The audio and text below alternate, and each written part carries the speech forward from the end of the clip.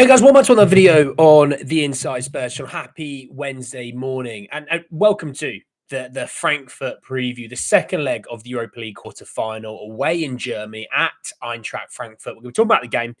We're talking about really the first leg as well, going into this second leg, looking at how sort of Frankfurt went about their weekend as well. So I think that's really important coming into this game.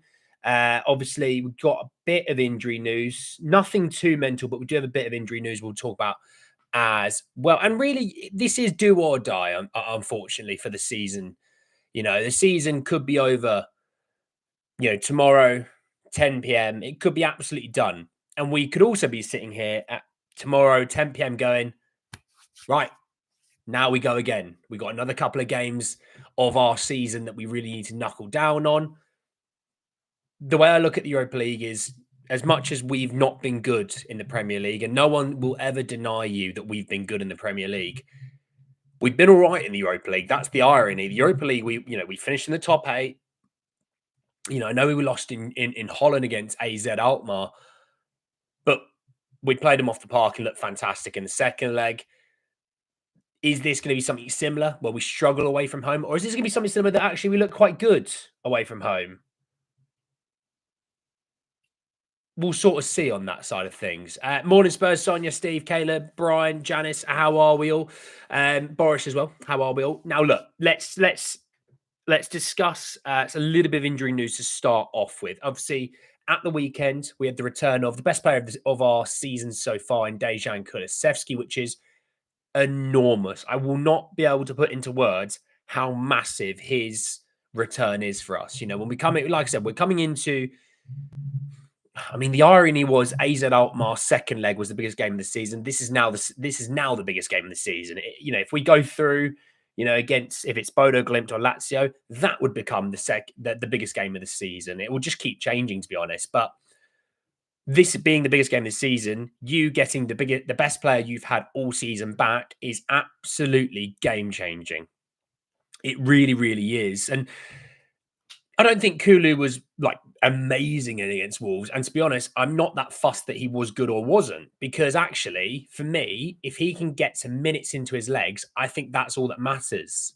That really, for me, is all that matters. I mean, I think he got about 20 minutes in total. So for me, that's all that matters, that he sort of dusted off the cobwebs, got through that game without any issues. Obviously, we'll hear from Ange. I'm just checking anything that I'm seeing. By the way, if I look over here, it's because I'm looking at my phone, see if there's anything's coming through.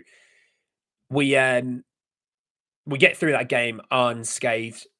Kulu, Richie, all these guys who have had some issues with fitness are getting more minutes. Therefore, tomorrow, if they are needed, because they might not be. There is a case where Spurs could have the gods go for them for once, and Spurs go 3-0 up, and you go, well, we don't need them. We don't need them to play big minutes. We'll have them at the weekend. They're going to play even more minutes, like Richarlison, for example. But if you do need them, which is the most likely situation, you're going to need them. Richie scored a goal, a little confidence booster for him. Kulu got through that game, another confidence booster for him. Then we're going, if you know what I mean. The other one is, I believe Kevin Danso is back in training and okay. He might even make the squad for tomorrow and be on the bench. Regardless, I think he'll be back at the weekend for sure. But Big Kev being back is really crucial, in my opinion. When we look at the defensive situation, you have two fit centre-backs, right? Because I don't look at Ben Davies as centre-back. I know he plays there, but I look at him still as a bit of a left-back. Your third choice centre back is now back, which is huge. I mean, again, let's say 5 minutes ago, Spurs are holding on to a 1-goal lead. You go, right, pragmatic time, send on another centre back. We're going to see out this game. Maybe that's what they do. I mean, it's not really what we've seen from Spurs, but I'm just saying you have that option. And that's the key thing, is having that option. So we'll sort of see on that. I saw some people going, should we see what Big Kevin and Mickey can do on Thursday night and maybe drop Romero? It's like, this isn't the game to start experimenting. We don't have the ability to experiment. We've seen that Mickey and Kuti have been good together so many times. It's a one-off game that Romero had an absolute meltdown on Sunday. He's going to want to make amends for it. You might get a Rolls Royce performance that we've seen so many times from him. Just keep it there. It's like people going, yeah, we should really drop Vicario. It's like, it's one game. It's one game. Let's not be reactive. Let's see the bigger picture. Let's understand that Vicario is actually it's actually a good keeper. All right. And again, when I talked yesterday and I sort of chatted about Frankfurt look ahead, we need those guys, those four in that leadership group, which is Vicario, Romero, Madison, and Son. They have to step up. They cannot go through these games as a passenger. Too many times I've seen, Madison and Son at times go through, big chunks of the game as a bit of a passenger in the game. And, then they might have a 10, 15-minute spell when they're really, really excited. I can't have that. I need it from the off. And we're going to have to withstorm, I think, a bit of a barrage to start this game. I think Frankfurt are going to come out like an absolute house on fire. And we're going to need to be able to withstand that pressure.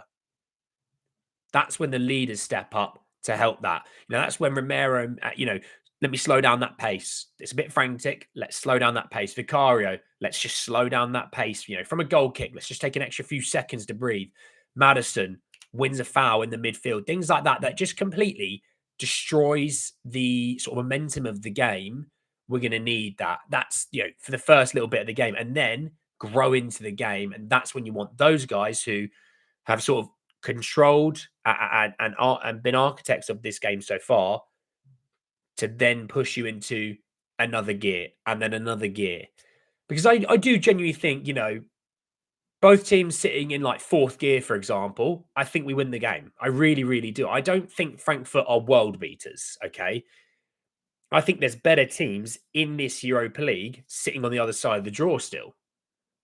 I think Bilbao are probably the best team in this tournament right now, So I do kind of think you've got to withstand that initial chaos pressure. Take that momentum, try and drain it out of them, push it over to you, and then pounce. Because I think there's going to be a couple of times that you're going to be able to hit them on the counter, and we need to be more efficient with some of our counter attacks. We're going to get some opportunities tomorrow night. I really do think so. We need to be better with that final pass, that final ball in, things like that, where I see, watching yesterday, I kind of think PSG were kind of cruising in that game, to be honest, after they went 2-0 up. They just thought, there's no way they're coming back to beat us. Obviously, I know get a bit tight at the ends.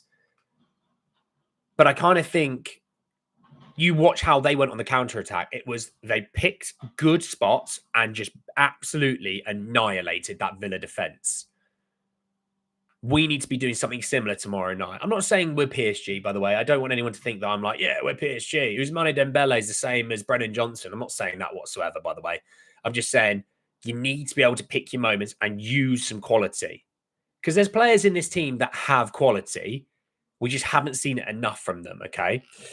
Morning, Philip, mate. How are you? So, look, there's that side of things. A couple of little bits of good injury news. I think we're, barring Radu, obviously we know Radu's out for a long period still to come. This is probably the healthiest this squad has ever been. Ever. Which I find absolutely bonkers to say. We're in the middle of April. Not even at the start of the season when we were this healthy. It's just ridiculous. So we need to be able to use this. And I think that's the other thing. If someone is stinking up the gaff and it's half time, hook them. I don't care about their feelings in this game. It's like, mate, you're not at it today. It's just not your day. We need to get someone else on.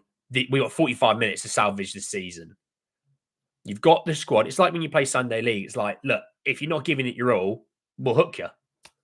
Same thing. Get someone else on that's going to impact the game. This is the first leg. We'll build into the second leg. And also it's not a Premier League tie where you go, oh, we've got 37 more games of this. We've got 90 minutes. Maybe 120 if it goes extra time, but we've got 90 minutes. We need to make the most of every single minute of this game because they're going to. Now, the irony is they're still fighting for things in the league.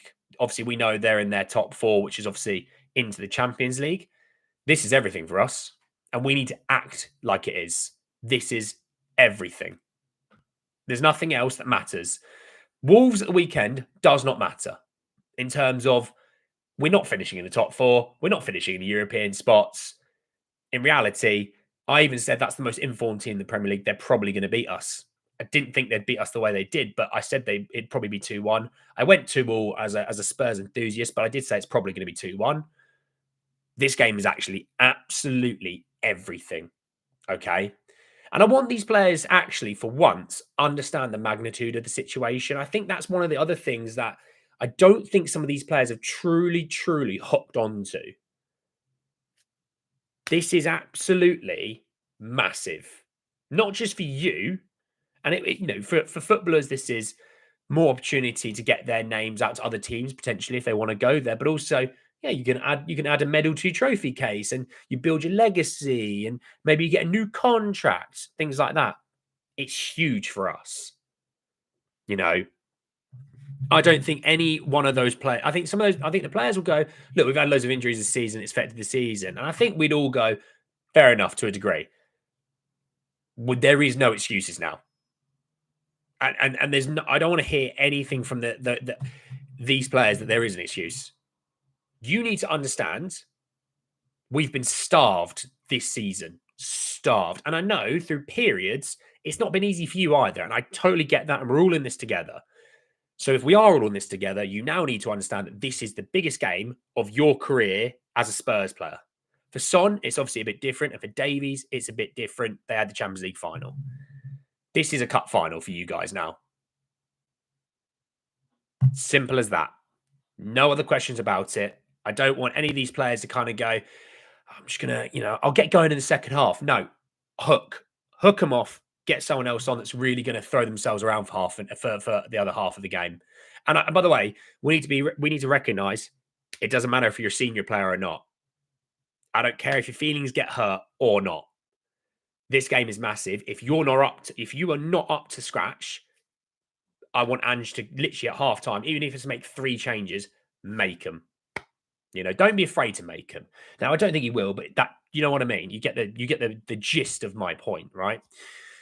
Now, looking at Frankfurt at the weekend, they had a really good weekend. They won 3-0 at home to Heidenheim. Like I said, Heidenheim are third bottom in the Bundesliga.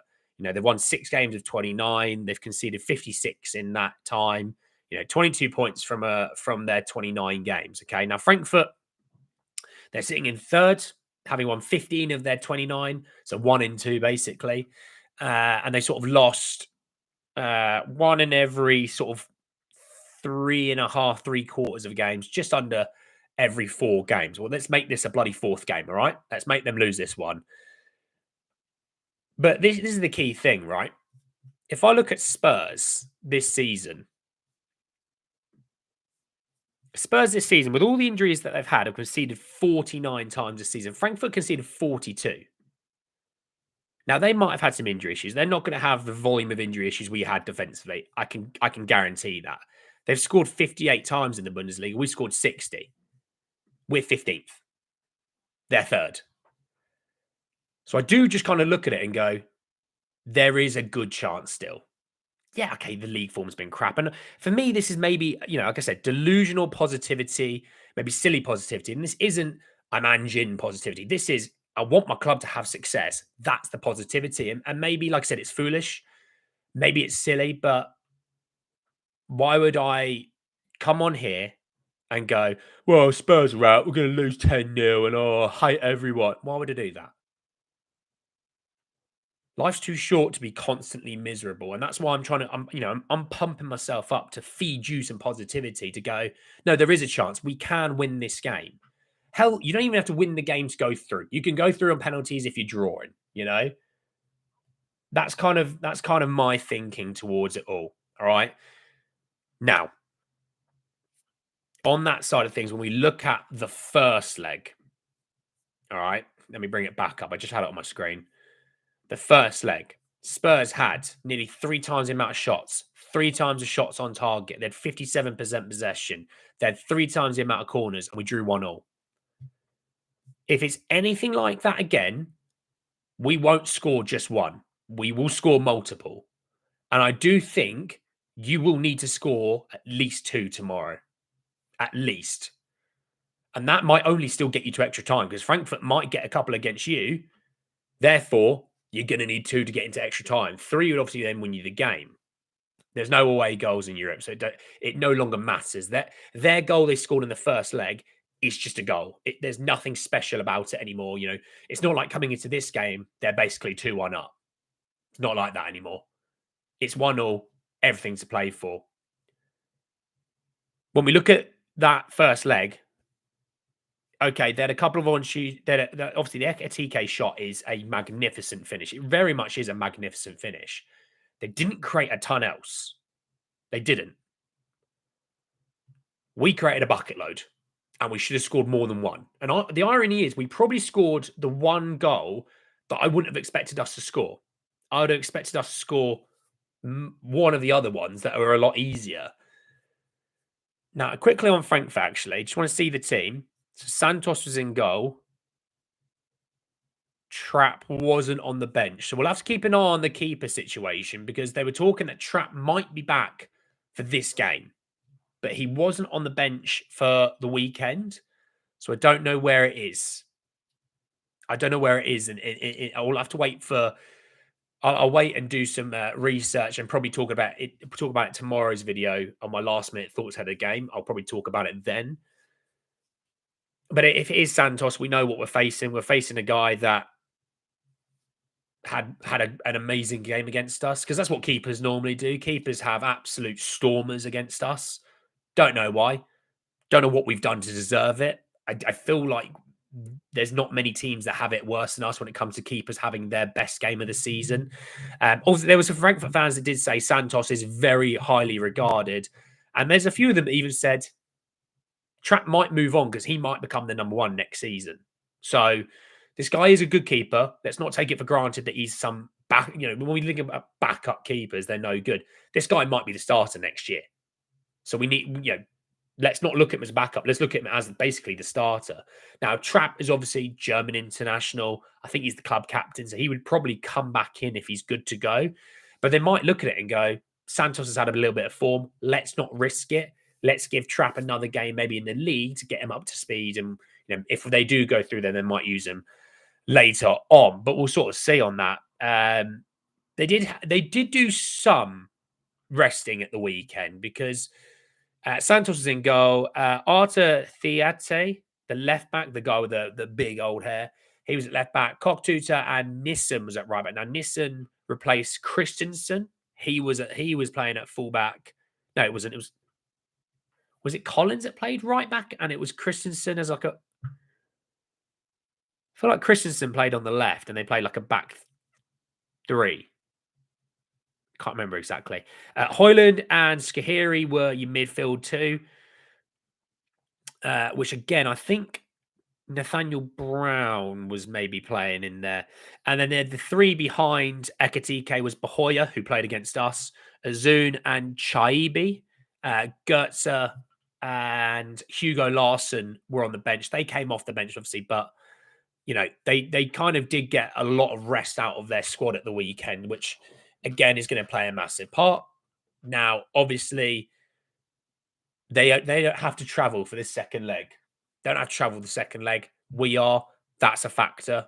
That's why I said sort of at the first game, we needed to make the most of it. We needed to take a buffer into the second leg because actually they aren't going to travel on the second leg. They're at home at the weekend as well. They're going to be as rested as you could possibly hope for, in regards to the situation. We're not going to be. They've probably stuck Spurs in some Premier Inn level hotel. Oh, we're saving a few money. We're saving some money. Funds are tight at Spurs. We don't turn over that much money. God. Wait for someone to cry about that. So on that side of things, there are things that are going to go in their favour. Like I said, the away fans last week were phenomenal.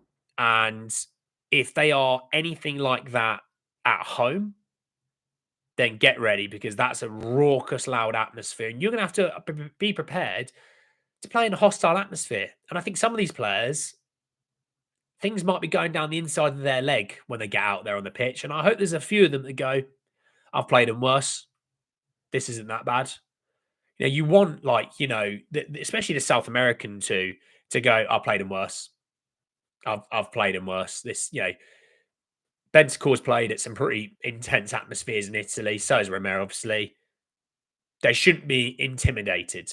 Now, I think there's probably a few other players in that team that will go, "Oh, this is intense." But some other of them that have played in massive games and massive rivalries in their own leagues, and they need to rely on that previous history. Pedro Porro for Sporting Lisbon against Porto and Benfica. Um, Obviously, the centre back in Romero, Bentancur. The rest of them really wouldn't have played in like huge games, in like really intense atmospheres in terms of like rivalry games. Udogie was Udinese and Vicario is Empoli. It's not, they're not playing in huge cup final games and things like that. So we'll sort of see on that side of things. Now, look, for Spurs, my starting 11, I talked about it yesterday briefly, but we'll go through it again. Vic's in goal. I'm going Desti and Porro as my fullbacks. I'm going Mickey and Kuti as my centre backs. I'm going for the main back five. Midfield three, I'm going Bentancur, Bergvall, and Madison. And then my front three, again, this is what I'm predicting advantage. It's not exactly what I would want. It's going to be Son, Solanke.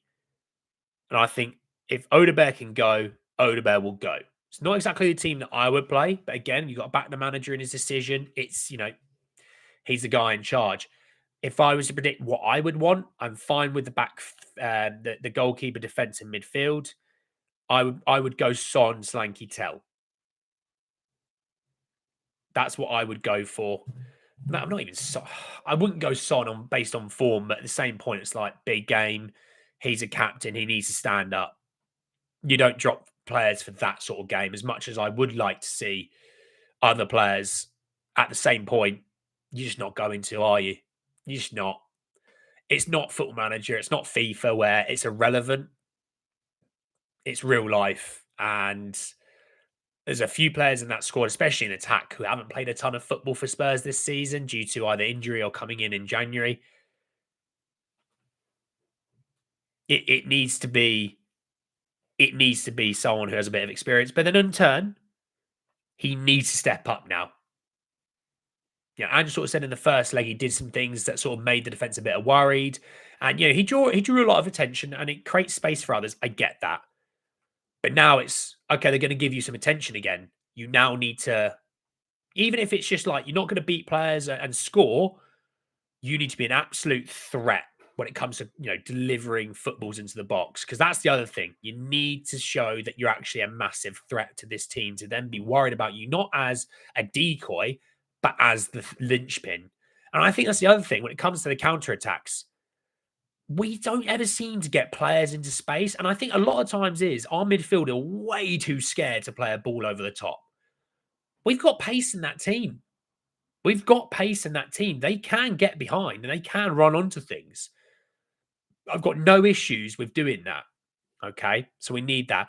Now, the other key thing that I took away from the weekend with Frankfurt was actually playing against third bottom. They had 44% possession at home. So if they score against us, they will just sit back and we will then have to try and break them down. Hence why I actually think Spurs need to score first. Because if they score first, Frankfurt are then going to go, right, we're going to have to work that little bit higher up the pitch. It's going to create a little bit more space. And my key player, if Kulusevski's on that pitch, he will find space to be in. We just need to get him the ball because we will then get counterattack after counterattack after counterattack. And it could be one of those games where in this space, and we've seen it with Spurs actually quite a few times this season, 15, 20 minutes, they score 3 goals. And you could kill a game there and then. But you've got to be able to get that one goal that will get the other team to come and press you. They will, don't get me wrong, they will come and attack us if it's 0-0. They won't sit back. But if they get that goal, they will drop that bit deeper and we struggle having to break down teams. If we score first, they then have to come, extra 10 yards up the pitch. We will find even more spaces in between them because we found spaces all day against them in the first leg. We now need to do the same thing and we need to be a bit more efficient with that. So, You know, that would be my front three. Now, the only caveat to that is if Kulu can go,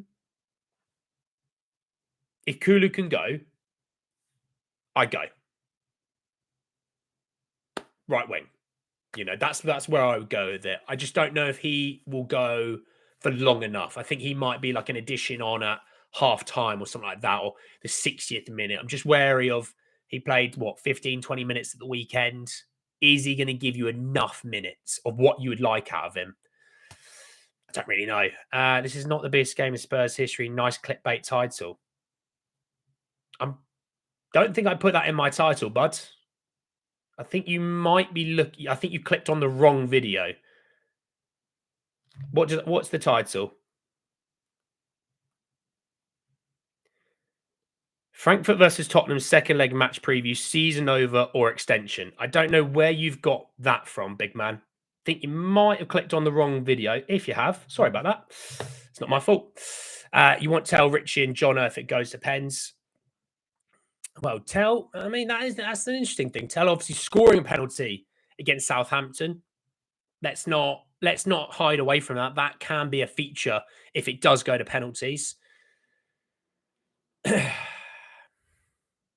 I don't know. I'm struggling with that one. I don't like to think that this is going to go to penalties. I don't think this is going to go to penalties. Spurs win or lose, I don't think this goes to penalties. Could do extra time. I could see extra time, but I think it'll be won and lost in extra time. I don't think it will go to penalty. But in reality, I do think it will be in the 90 that this game will finish. It's just really, really interesting. I'd love to know what you guys think. You know, just one word: win, lose, draw. Hit me with what you think. You know, if you want to give me your scoreline as well, you're more than welcome to. But just hit me, win, lose, draw, so I just get a gist of what we're all feeling. But it feels really weird. We're at what? Trying to think. 1, 7. Well, about just over 31 hours away to the game. We're in this lull period. You know, it's like when you go to like the doctors. You go to like the doctors, or you go to like the dentist, and you're sort of just waiting around. You're sort of looking at other people waiting for their appointments. Like, it's not a lot I can do. I just got to wait. It's horrible. I hate that wait. I really hate that wait. And this is another one of those. I hate that wait. You know, 8 p.m. tomorrow. Huge. Absolutely huge. I'm excited for it. You know, as much as the season's been a bit of a naff one, I am excited for it. You know, it's that anxiety that's sort of kicking in. Like, you know, I think yesterday was kind of the first reminder that this game's coming. Like, watching the European football yesterday was like, European week has now started. And you're like, this is us in 2 days' time, you know? And tonight, you know, you've got Inter and Bayern, that's going to be a cracking game, by the way. Inter and Bayern. You then got obviously Arsenal and Real Madrid tonight as well. Again, once those two are out of the way, it's like the runway has been cleared. We're up next. What are we going to do about it? You know, I really hope these players do sense the situation. They do sense how we all feel. Because if they do, and I get maybe there's a bit of an issue sometimes in regards to some of the fan base and some of the players. I'm not saying it's everyone. That's a very generalistic thing to say. I don't think it's everyone. And I get there's some fans that kind of go, look, we pay good money. We expect good results, which is a bit of an issue. But they expect to see you work your absolute hardest, because there's not going to be every game that, you know, you're going to play the sexier football. Prime Man City didn't play the sexier football every now and then. You know what I mean? But they expect you to run yourself into the ground for the betterment of the team. Tomorrow is that opportunity to show I'm going to press to every, you know, Solanke and Sonny and the front three will press into every corner of the pitch. You know, the midfield three, not deciding to all press one player and leaving two guys free, realizing that, I've got a guy behind me. I probably won't press there. I'll just lock up this area so he doesn't have that option to pass, you know, which I don't even think that's an Ange thing. I just think that's a player thing that they go, we've been told to press, you know. And I really want that typical Mickey van der Ven performance. This is one for me, by the way, that I was thinking about because I thought Dessie Doggy, first leg, Rolls Royce and mustard, unreal. I even said he might have been my player of the match. I thought Porro, barring the Ekatike shot when he scored, I thought had a really solid game. I thought defensively he actually had a really solid game. They're always going to create chances, and they did. But for the most part, when it comes to Spurs, that was really solid. I need one of those Mickey van der Ven Rolls Royce performances.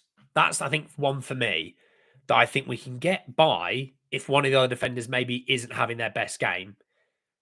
I think Romero is the best defender we have, but I think Mickey is the one right now that is the linchpin behind this defense.